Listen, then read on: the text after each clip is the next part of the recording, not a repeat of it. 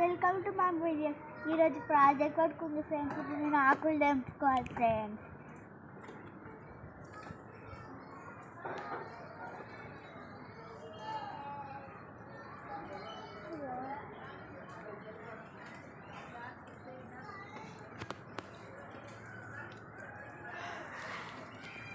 చూడండి ఫ్రెండ్, ఈ ఆకులు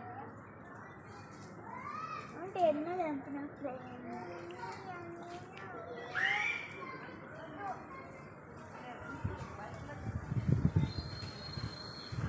చూడండి ఫ్రెండ్, ఇవే ఆకులు మాకు ఈ ప్రాజెక్ట్ ఫుల్ దీంతో ఫ్రెండ్.